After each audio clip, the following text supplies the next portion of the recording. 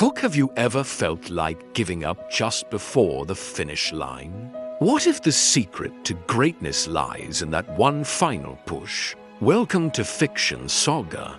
In the heart of ancient Athens lived a young boy named Leo. He dreamed of becoming a master potter, but his hands, clumsy and unsure, seemed to betray him.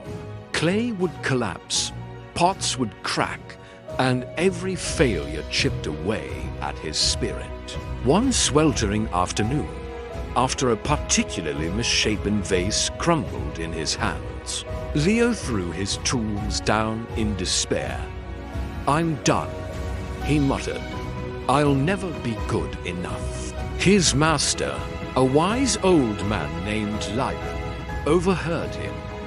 Instead of scolding, he sat beside Leo and told him the story of Pheidippides, the brave messenger.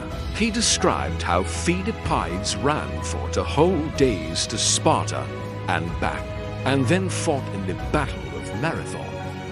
But his greatest feat was his last. After the victory, he ran over 26 miles back to Athens, without rest, just to deliver the news.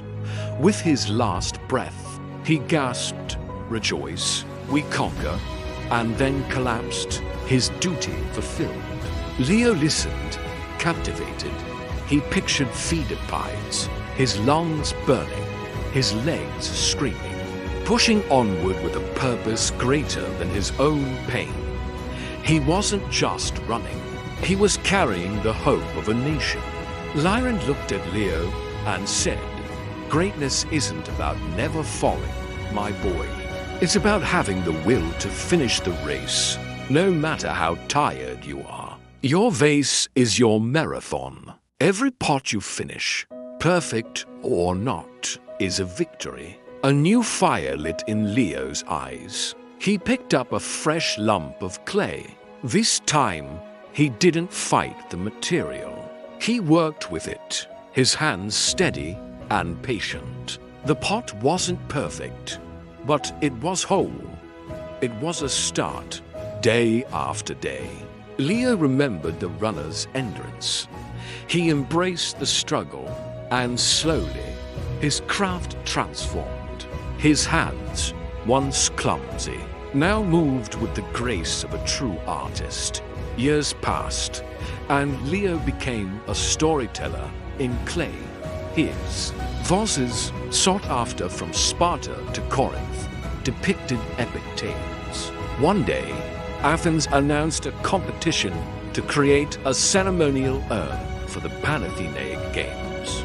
The task was immense. Many nights, Leo felt the old despair creep back as the colossal urn threatened to crack. He saw the ghost of his younger self, ready to give up. But then, he would see the phantom of a runner, dusty and exhausted, still pushing toward the city gates. He remembered Lyran's words and pressed on. His final creation was a masterpiece, depicting Pheidippides' heroic run in breathtaking detail. It was a testament to perseverance. Decades later, a now elderly Leo, his own hands wrinkled and wise, found a young apprentice, Alara, weeping over a shattered pot. He sat down, a gentle smile on his face, and began. "Have I ever told you the story of a brave runner named Pheidippides?" Alara, much like Leo in his youth, listened with rapt attention. The story of the runner filtered through her master's own life of perseverance, resonated deep within her. She returned to her wheel not with frustration, but with a quiet determination. Her hands, guided by the twin legacies of a soldier's endurance and a potter's patience, began to shape the clay with newfound confidence. She didn't just mimic Leo's style. She built upon it, her own unique voice emerging from the spinning wheel. The great urn of Pheidippides became landmark in Athens, a pilgrimage site for artisans and athletes alike. But the true legacy was not in the fired clay.